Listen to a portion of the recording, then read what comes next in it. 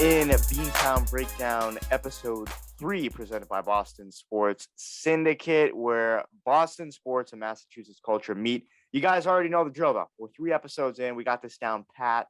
I'm joined by Andrew Parker today, as always. Andrew, how are we doing? A little Thursday morning recording session here. So mixing things up, but I think we'll be on our A game here. Yeah, I think the A game is the goal here. But it's one last before Christmas, right? It's like Exactly. We've done 3 this week, though. We have been on our game. So wanted to get one more episode in before the holiday here for you guys, just to send you guys off on a good note, hopefully. And we hope you guys have a great holiday and great Christmas if you celebrate that. But we'll get into that at the end of the show. Got some stuff coming up about Christmas lights and the great displays that a lot of people have, and how it could be a little bit controversial, honestly. I don't know. It might be a hot take that we have, but we'll get into that. Stick around. We'll have that for you later in the show. But we have to start off with the number one headline in Boston sports over the past 24 hours. ISO Joe is back in Boston after 7,000 days. Andrew, 7,000. This man's 40 years old. Your thoughts? Yeah, I'm like in between here. I actually got a text from the old roommate in St. Louis last night. Mm-hmm. Do you want me to read it word for word for you? I want it word for word. Celtics fans getting hype over 60-year-old Joe Johnson making 15-foot jumpers like it's 2000. Is this season going that bad? So, yeah, you get it's, but yes. It is nice though. It is funny though, because it is nice, like, the reunion and everything. It's cool. But at the same time, it's like, has the season really been going? The season hasn't been going well. But this is the most exciting thing, I guess, it's happened all year. Is that true? It's up there. It's top 3. Is that like, do we think that's sad or not? Like, I don't know. But my buddy though was like, hey, Celtics fans are going crazy over this. Is like, there's nothing else to be excited about. I'm like, I don't know. I guess not.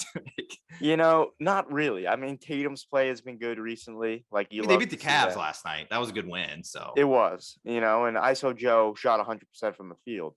Yeah. So you really can't complain. I mean, the fact this man just checked in at 40 years old, drained a step back bucket in isolation, and basically called it a night right there. I mean, I hope I can. I know I'm not going to be doing anything that good at 40, but like the equivalent to that, like wherever I am at 40 years old, I want to do the equivalent to that thing. You know what I mean?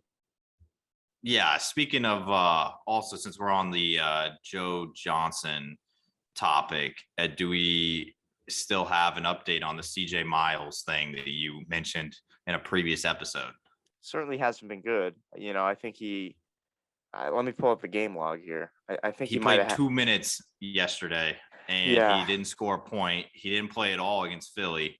I don't know. I think your bet's going in the wrong way here. I thought he had played against Philly. I thought he checked in against Philly. Did he not? I see 0 minutes on the stat sheet, the box score. Yeah, nothing. So yeah, he has 0 points in Boston. Joe Johnson has already outscored him. That was the thing. Already. We're making fun of Boston kind of signing CJ Miles, how old he was, how he debuted in like 05, 06, right around there. He was 18 years old when he came in the league. And then, I look at my phone, and I think the news broke around noon yesterday that Joe Johnson was signing. And I thought this was some just G League guy that had the same name, because like Joe Johnson, not the most pretty common name. Yeah, not the most complicated pretty common. Book. But no, it's 40-year-old Joe Johnson. The guy that's been in the league for this is his 17th year now or something.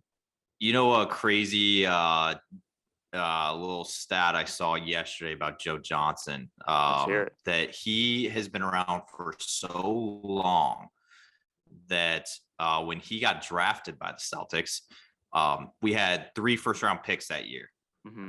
When they spent the first-round pick on him, that Red Auerbach was literally in the room and was like involved in that decision. He was still part of like the team's front office at the time.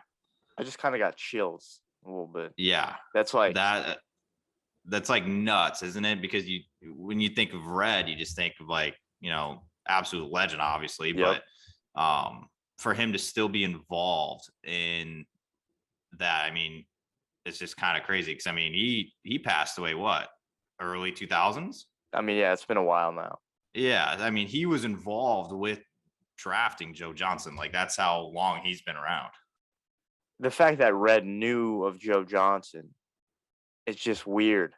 Like, it's just weird to me. I mean, that's like the guy who scored for the Celtics last night, like, had some type of relationship with Red. Yeah, which is just wild. It's bizarre.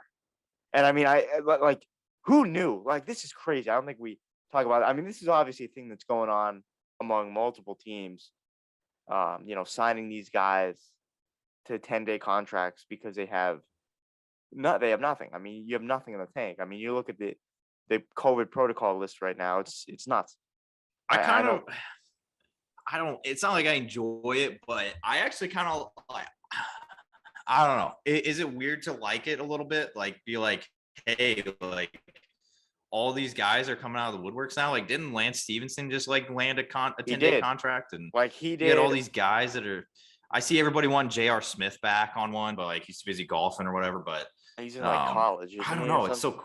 He's a college golfer now. Yeah, like, it's kind of cool. But you see all these guys that we kind of grew up with, like Joe Johnson, like I'm not gonna say CJ Miles, I guess, but CJ Miles and Lance Stevenson, like guys like that, like all getting contracts. It's like kind of cool, I guess, seeing them back. Like, even if they're not like out there just shredding it up, they're still, you're still like, oh, like I remember that guy. Like, exactly. I was in high school watching him. Well, that's what I was just gonna say. Like, who knew COVID would like bring us this? I mean, COVID sucked. Like, it's awful. Like, it still sucks. It's terrible. I mean, it's just the last 2-3 years, COVID has kind of had its handprint on. I don't even know how long it's been. I don't even think it's been almost 3 years. It's been like now. Almost 2 years. Yeah. So almost 2. Same thing. The time just blends together.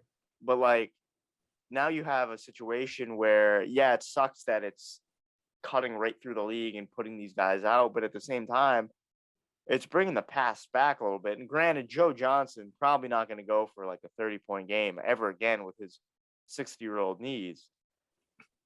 But that's true. Joe Johnson's on an NBA floor again. And it's been over 7,000 days since this guy's been with his team. And he's back. It's nuts. It is cool to see it full circle. Like, I mean, obviously every headline last night, this morning, when you look at the Celtics news, it's mostly Joe Johnson, right? It's like kind of cool. I don't know what the headline would be if Joe, like I said, like it's like it's a feel good story. It's like something that he's literally full circle. Like you just said, 7,000 days between him being here the first time, and obviously he was very young then, but I don't know. I think they're good stories. And I don't even know if Joe's going to stay on the team past his 10-day contract. Who knows? Well, this is the thing. Kendrick Perkins tweeted out he'd like to see the Celtics keep him beyond the 10-day contract because of the veteran presence he brings. Is this something you would like to see? Well, who loves Joe Johnson? Who loves Joe Johnson? Al Horford. And, well, yes. Because they're Hawks days, right? Yeah. That Hawks, he was talking about it last night. Al's currently on the COVID list, actually. Mm-hmm. So that's actually he's one of the reasons why Joe's even here. But I saw Al Horford was talking to somebody with NBC Boston. And they were saying, he was like, yeah, I remember the days, when he was a rookie, when Al Horford was a rookie, he was with Joe Johnson, Josh Smith. Oh, yeah. All those guys in Atlanta, Teague, and just a bunch of those guys. He was like name dropping all of them. And he was like, Joe was literally the guy that kind of held us all together, because he called him, Josh Smith, and Teague like a bunch of rascals or something. I don't know what he said, but he was like, Joe was the glue that held us together. Joe could probably still do it today, even though Al Horford's like pretty much a vet presence himself. But you know what? It's like I don't know. Like, I guess I wouldn't mind him kind of being around as like a second coach per se. Like, I don't know. I don't really know the value it brings. I'd fire Udoka right now. Put in Joe Johnson. All right, that's a take. Very bold, but Why not? Switch it up, Give C's fans something to be like, oh my God, I can't believe they did that. I mean, granted, the Brad Stevens move this offseason, where he's promoted to a front office position, that was nuts. So That keep was people on the nuts. I tour. was not expecting that, by the way. That No. was something that the Celtics actually did that I feel like in the past like couple years they've been pretty predictable. Like Danny Ainge was always like, I want picks and I want all the picks. And then he wouldn't trade any of his like talent. Yeah. Very rarely. So it's like kind of it was very predictable out of the Celtics office. But then once that move kind of happened, I was like, whoa, I might be trying to change it up here. It was nuts. I mean, you just didn't expect it, and here we are today. And I think you look at everything where the Celtics team has been, where they're going. The Joe Johnson thing, feel good story, obviously, but there's bigger issues in this franchise right now than this season alone. Yeah, this season's weird. You got COVID going on. You have a new coach. You have a new team. The expectations I have for the season are so unbelievably low right now, lower than I'd want them to be at this point. But it just is what it is. You have a season like that. It happens. It's basketball. All right. It's the NBA. The league is much different than it was 5, even 10 years ago. It's different. And the fact of the matter is that it is. New teams have come up through the ranks. The Celtics are in just a weird spot right now. They've been really stagnant. That's the thing.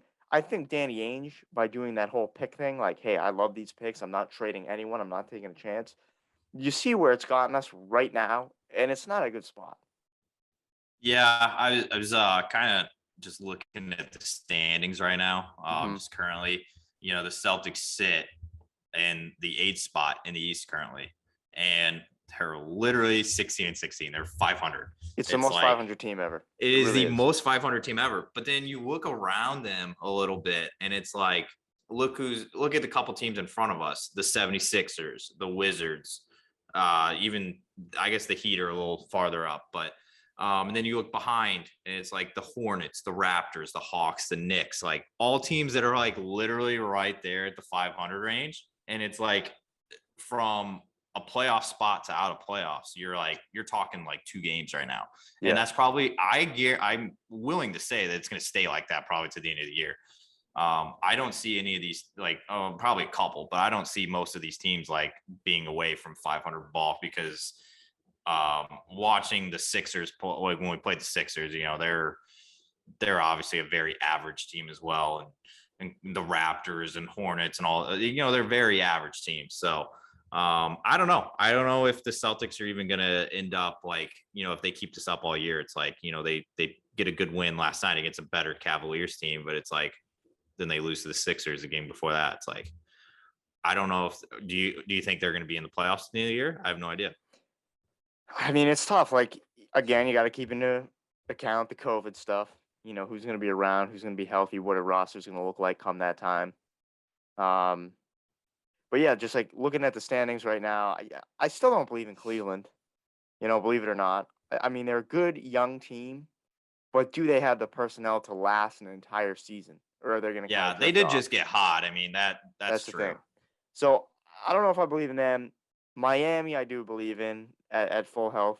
Even with injuries right now and dealing with injuries, they've been able to stay 6 games over 500 as of today, the 23rd. You have a healthy Bam Adebayo, Jimmy Butler, the way Hero's been playing. Duncan Robinson, you just need the kid to shoot threes. He does that job fine most of the time. He's your 4th option. Kyle Lowry, I think a lot of people overlook him. Good veteran presence who can perform at a high level offensively and defensively as well. He can take over games every now and then. Exactly. We saw that in Toronto. Obviously, he's getting a little bit older now, but as Kyle Lowry as your 4th or 5th option, not a bad guy to have as your 4th or 5th. The Wizards, like, I don't know, they're sneaky good. Bradley Beal obviously is a renowned scorer. Kyle Kuzma's been having a good year somehow. I don't know how, but it's been happening. Montrezl Harrell, dominant presence. So, yeah, I mean, they got some talent in Washington, too. Philly kind of in the same spot as us, especially with no Simmons. I would take a healthy Charlotte team over the majority of the teams in the East, honestly. All right. I mean, Ball, Hayward, Rozier. Bridges was playing out of his mind earlier in the Keyword season. healthy, though. Hayward healthy, and he has been playing well this season. I don't know if you saw maybe a week ago, dude had a 40 piece. Didn't see that. I mean, the guy can play, and then obviously clear cut top 3: Nets, Bulls, Bucks. I mean, I didn't even mention them because they're a little ahead. I think fully healthy, the Bulls are the best team in the East. Kind of like the Knicks, but do you? Yeah, I do. How? How do you think the Knicks are better than the Bulls? It's not that I think they're better. I just think that they have like the scheme they're running. Maybe with Thibodeau. I almost think they have better depth than them too, but I don't know. I think the Knicks kind of got a little. They were deep into it with COVID. Obviously, Obi Toppin was out forever. Like that guy, I haven't seen that guy on the floor in like 3 weeks. Yeah, he just came back yesterday. Yeah, I mean, he's one of those guys like you figure has a lot of potential, but just has like never been able to like consistently get like rotation time. I like Obi Toppin. I liked him at Dayton when he was absolutely going insane in college, but I actually really think that's like weird, but I don't know, this is off topic, but that Obi Toppin led Dayton team would have won the national championship if not for COVID canceling the tournament that year. I still think Obi Toppin would have just absolutely like went through that bracket like it was nothing. If you had the Dayton Flyers and March Madness coming up on your bingo card for today's episode of Beantown Breakdown, kudos to you, because I mean that's one that I did not see coming, and I know you probably didn't see coming until just this moment where you brought it up. Yeah, I don't know. Like it's tough, right? Because the Knicks have been pretty down. They're actually worse than the Celtics right now. But yeah, when the Celtics actually had to play the Knicks early this season, the Knicks had their way, and actually it was a old friend, Evan Fournier, that was actually leading the charge. But I don't know. I just think they're going to be a sneaky team that's going to get hot once they're kind of through these COVID issues. They have a really good team. I mean, really good on paper. It's a really good team. Can they perform together, though? That's the question. Yeah. Kemba Walker going in and out of the rotation. Yeah, it does suck that Derrick Rose just had surgery. So, yeah, it'll be interesting. I mean, this Celtics team, like, the East is just, like, really good right now. I mean, there's just no other way. And the Celtics aren't one of the upper echelon teams because of their personnel, whether it be their chemistry or just the actual performance, the coaching. I don't know what it is, but they're going to have to figure something out. And going back to how we started this segment on the C's, does ISO Joe lead the charge? Perhaps. I don't know about leading the charge. Maybe he's the head coach, right? Like 35 points. The coach, but 35 points per game for ISO Joe from here on out. Wouldn't that be something? You better go.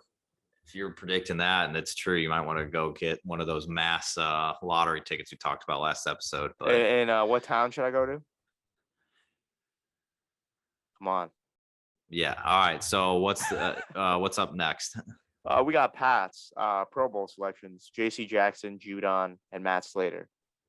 Matt Slater seems like he has been to the Pro Bowl for his special teams abilities for the past 45 years at this point.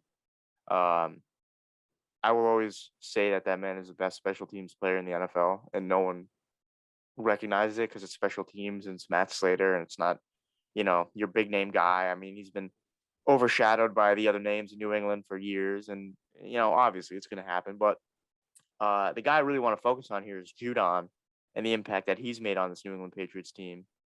What are you kind of liking about him? I mean, this guy is a guy they brought in free agency. A lot of people like the name. Obviously, he was productive in Baltimore, who, of course, another AFC rival, but comes over to, some might consider, the dark side, the evil empire of the NFL, the New England Patriots. And this guy has performed, as well as you would expect. Yeah, it's actually really impressive, right? Like, I think Judon has come onto the team and taking over in so many ways, just like in a leadership way as well. I mean, have you seen any of Judon's like press conferences too? Like, they're great. the energy that he brings to, like, as soon as he gets, like, he'll just like shout at all the media guys as soon as he gets to the podium. Yeah, I mean, But he's always it's just like absolutely amazing. he's just joking around with them, laid back. I saw one time they were like talking about what he wore to the game or what he was wearing afterwards, and he was joking around. He's like, "I appreciate you like recognizing the drip," and I was like, "That's what I like to hear." Instead of Bill Belichick get up there and be like, you know, we need to play better. We need to play better. Which we talked about last Yeah, episode. I mean, it's Belichick crazy. being weird, but that was yeah, it's I think Judon, I think he might have been the best free agent signing of any team last offseason. He's got to be up there. Like he's got to be in the running for defensive player of the year. I mean, I don't know if he's like, he probably won't win it, but he's got to be in the running. He has to be. You could probably definitely make a case for it. Yeah, I definitely have to look at some stats because like defensive player of the year. Yeah, he's got to be up there, right? He has to be. You'd imagine. I mean, the guy, like the impact he's made in this front seven. Pat's D was good already, and last year wasn't great because there was a lot of guys sitting out because of COVID. A lot of guys injured. It was a weird season last year, and your offense sucked. I mean, Cam Newton was terrible, so that didn't help. So bad. Yeah, the defense did not get put in good positions by any means. But this year, you make a move like that, you get Judon, and it just bolsters this defense. And Pat's defense has been one of the best in the league. Yes, the game against the Colts was a little bit rough. That's going to happen, though. It's the NFL, okay? For the most part, this Patriots defense has been on point. They've looked like the defense of old, the defense that was known as the boogeymen back in the day. And that's what you like to see, truly, from this team. And that's what you need. Do you think, with Belichick doing the shopping spree this past offseason, it was a record with how much money was spent in free agency? I think he set a record and he surprised everybody. Do you think teams might look at that? Like say the Patriots win the division, make the playoffs, like go pretty deep, if not Super Bowl, whatever. But say it's like viewed as a successful season. They got a rookie QB, like say it's a very successful season for what they had. Do you think coaches or GMs look at what the Patriots did in the offseason and be like, why don't we do that too? Why don't we just completely like last year was a losing season. Why not overall it, spend a ton of money and just come out and just get some of the best players available at premium cost? I mean, sure, not all of them worked out. Like Judon worked out really well. I say Hunter Henry's worked out very well. Kendrick Bourne, he's another one of them's worked out super well. Jalen Mills has been out there, Godchow. And then you got, John Smith, we paid him a ton. He's not really probably worth it, over there.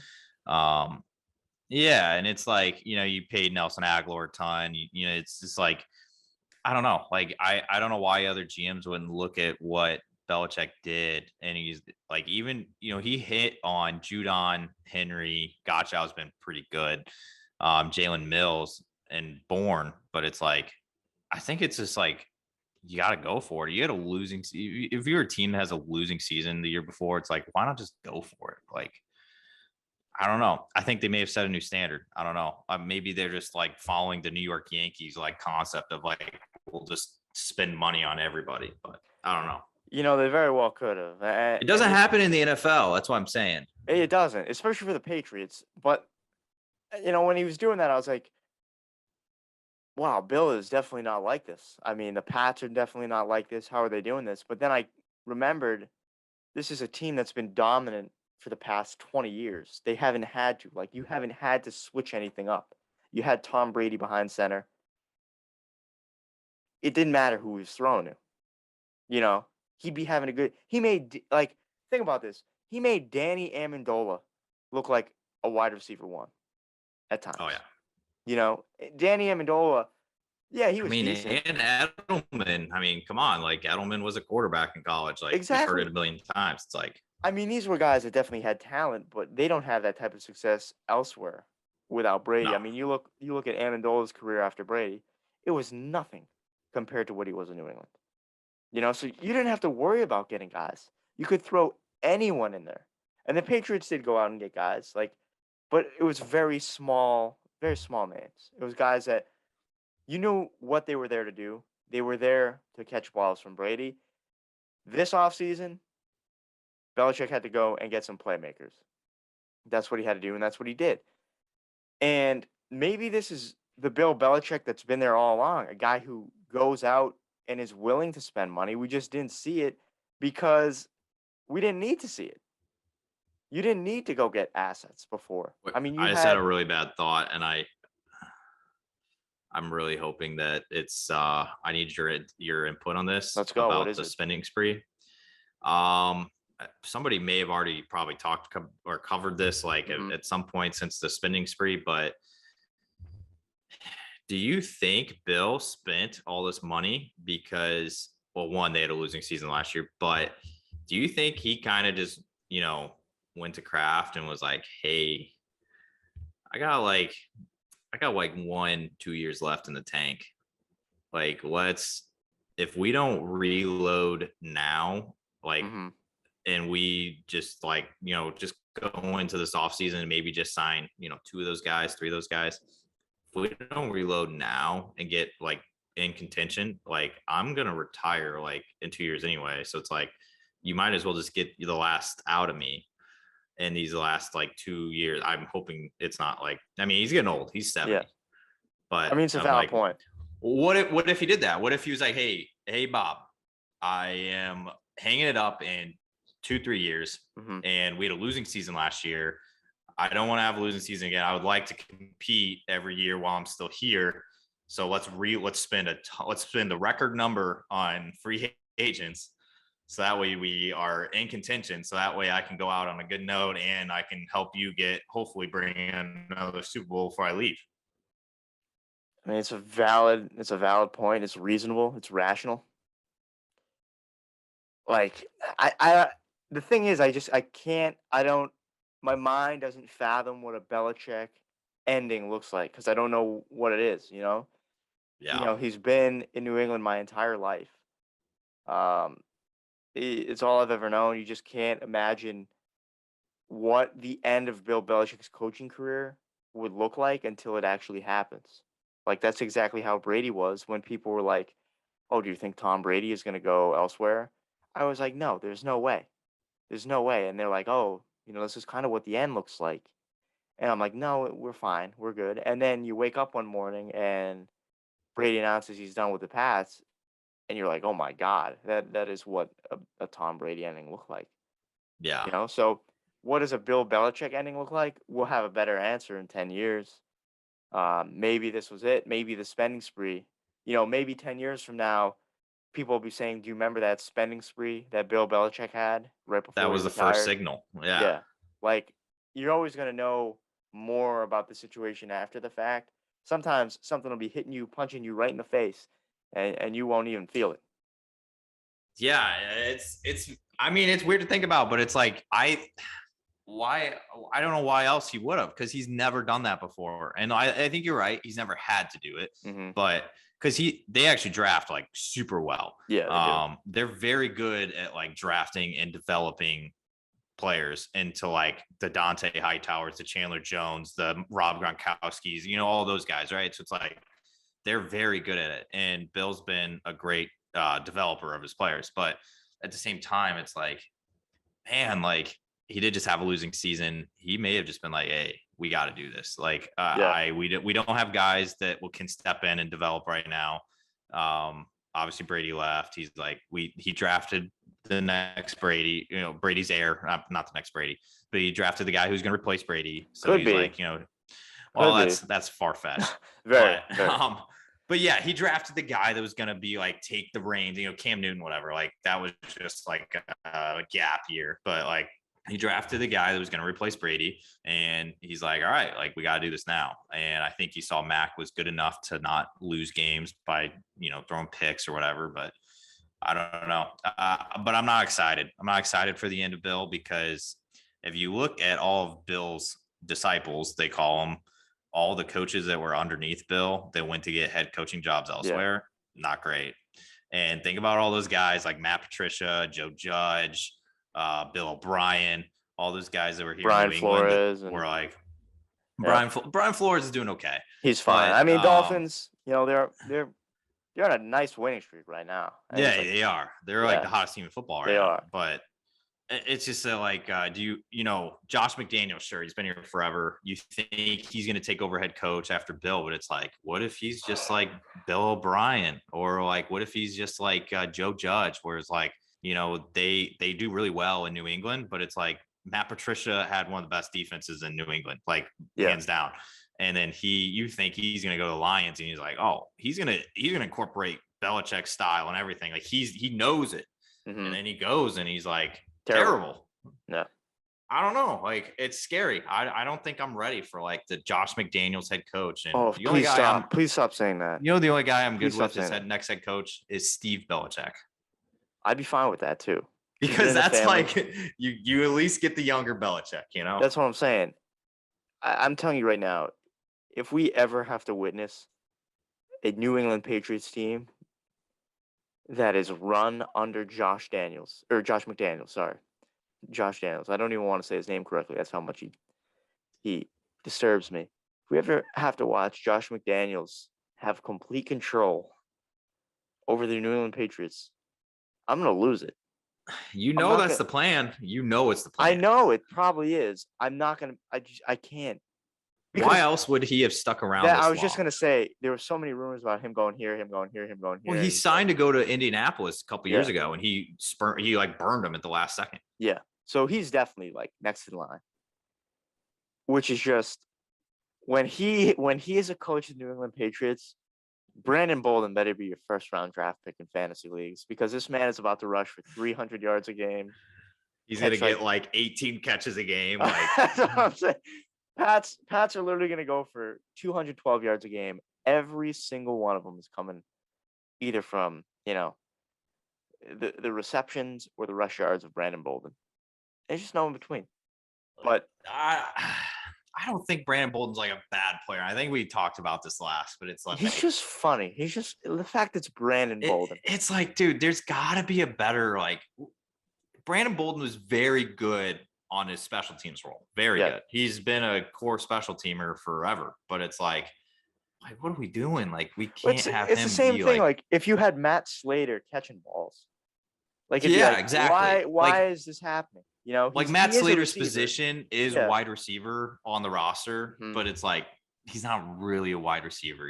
He's like special teamer. That's Brandon Bolden. He's running back on the roster, but it's like, is he really a running back? Like, I mean, he is, but like, I don't know. It's like, please, I don't want to see him. I don't want to see him. Let him do the behind the scenes stuff, which is special teams. Let him be a amazing special teamer. It's what he's been. Yeah, I don't want to have Brandon Bolden catch a screen on 3rd and 26. I don't want it. Yeah, I feel. Oh my God, the mic. All right, we're good. See, I get so mad about Brandon Bolden. The hands start moving everywhere. Knock the mic right over. But yeah, no, Pats again, like the C's, interesting spot. Pats have passed their peak. They haven't been in a stagnant position. They went down to this downside. Now they're kind of on the up and up again. Mac Jones, future's bright. But where's Belichick going to be, 4 years from now? That's the question that looms over the New England Patriots. It's tough to think about, but it's you just got to focus. You got to focus on the season though, and then hopefully, we go to where we should go this year, which is hopefully the Super Bowl. But I don't know. Listen, I'd be happy with playoffs, to be honest with you. Like they're going to make the playoffs. Yeah, obviously, but just make improvement from last season. That's if you can get better each year. Like Patriots fans, yes, have the Super Bowl aspirations, because you expect the best out of the New England Patriots every year. At the same time, realize this is Mac Jones's first year of NFL football. He's shown positive signs. As long as his team makes the playoffs and shows some fight in the playoffs, they're going to be just fine. Yeah, he's only going to get better next year. No matter how it ends, he's going to be a better quarterback. And, he's on his rookie deal still. So, that's, super nice to build a team around him anyway for next year as well. It's like, hey, let's go add, a bona fide number one wide receiver that N'Keal Harry should be, but he's not. And let's go, maybe whatever. But I don't know. I agree with you. It's just who knows what. I guess we just got to see it play out. Obviously, this Bills game is going to be one of the most important. This might be our last show before the Bills game. So, I don't know. It's going to be a tough one. It's going to be a real tough one. 1 year at a time, though. One game at a time. And we'll see where the Pats end up. But, yeah, big Bills game. Maybe we'll be able to get one show in before that. If not, we'll have the recap for you for sure on our next episode. But we will be taking a break for the holidays here. Obviously, off tomorrow on Christmas Eve. Off Christmas, probably off on the 26th. We'll be back for episode 4, either the 26th either the 27th or the 28th. So, 4 or 5 days from now. So, to send us off, final segment here, the Christmas lights in Massachusetts. There's a lot of stories across all media platforms, all Massachusetts news organizations here, about Christmas displays and whatnot. And I know just driving around, you see them. Some of them are fine. Some of them, few lights. You can tell the people want to be festive. It's normal. You do that. Even at my house, we got lights outside that kind of reflect on the house. I don't know. Have you seen these? The red and green lights that kind of move around on houses? I think so. Like a projector? A few times. Yeah, we got one of those. Yeah. Yeah, we have one of those. But that's it right there. We leave it at that. But there's some people out here. There's a story on Mass Live. This family, I forget what town they were in, but they took a month to set up their Christmas lights. Is that overkill for the holidays? Because in my opinion, it is. Yeah, that's crazy person status. You can't be doing that. I'm sorry. No, it's like I said pre-episode, it's it's almost like a Clark Griswold thing, right? Yeah. It's like everybody knows watching National Lampoon that Clark is kind of he's a little wild, right? He's a little crazy. It's like that person's giving off that same vibe. It's like his neighbors hate that guy. No doubt. The neighbors are like, come on, what's going on, Bob? Why are you lighting up the whole block? I can see this and I live 7 houses down, right? It's awful. It's just your electric bill too. Oh yeah. I mean, I was gonna say it, but I didn't want to sound like, I didn't want to show my age and be like, hey, his electric bill is pretty high. It's something you got to think about. That's something that's going through my mind. I know my apartment, we had some Christmas decorations, ton of lights, a ton of them. And, it looked great, but I was like, what is this electric bill going to be when it comes in? I'm terrified. So I can't even imagine making your house look like, it's daytime. I mean, because that's what it looks like. You drive by, the whole property is lit up. And that's way too much. Way too much. I get being festive. I get it. It's been a tough 2 years with COVID. You want to show the holiday spirit. But you got to stop. I mean, there has to be a limit at some point. Yeah, no, I agree.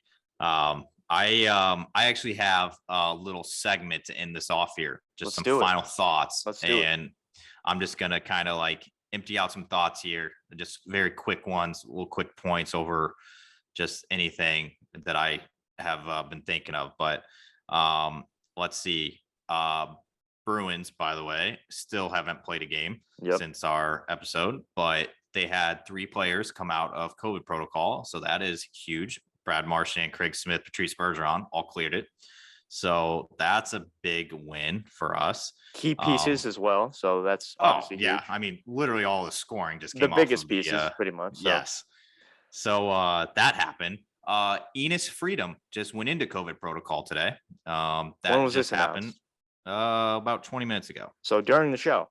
Yes, he became the 8th Celtics player to enter COVID health and safety protocols. So that is newsworthy because now. Oh my God! Bring in Michael Beasley. Do it. Pull the trigger. I see a tweet from Keith Smith. He's an NBA guy. Mm-hmm. It says some potential Celtics 10-day big man options to fit in with come Joe on. Johnson. Are you ready for him? Give me Michael Beasley. Come on. Rafe LaFrance. You're kidding. You're kidding. Al Jefferson. Theo Rattler. This is a joke tweet here.